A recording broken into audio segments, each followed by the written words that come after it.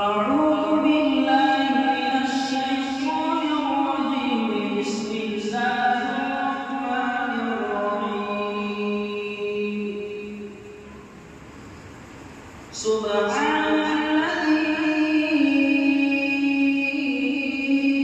أسرى بعبده ليلا من المسجد الحرام إلى المسجد الأقصى الذي باركنا حوله لنريه من آياتنا إنه هو السميع البصير.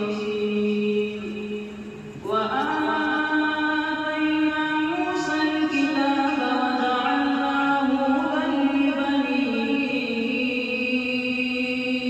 إسرائيل ألا تتخذوا من دوني وكيلا ذرية من حملنا مع نوح إنه كان عبدا شكورا. وقضينا إلى بني إسرائيل في الكتاب لتفسدن في الأرض مرتين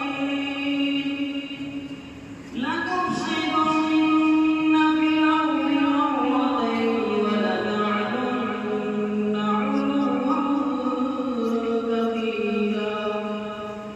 فإذا جاء وعد أولاهما بعثنا عليكم عبادا لنا أولي بأس شديد فجاسوا خلال الديار وكان وعدا مفعولا. ثم رددنا لكم الكرة عليهم وأمددناكم بأموال وبنين وجعلناكم أكثر نفيرا. إن أحسنتم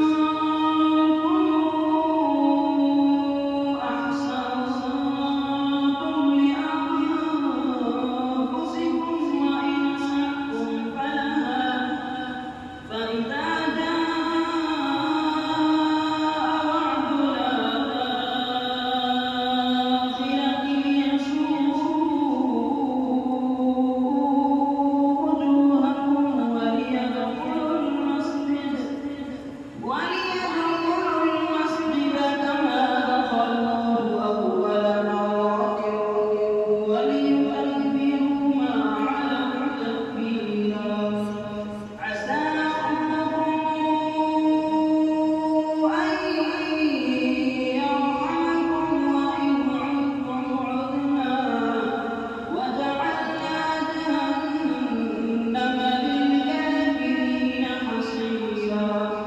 إن هذا القرآن يهدي للتي هي أقوم ويبشر المؤمنين الذين يعملون الصالحات أن لهم أجرا كبيرا.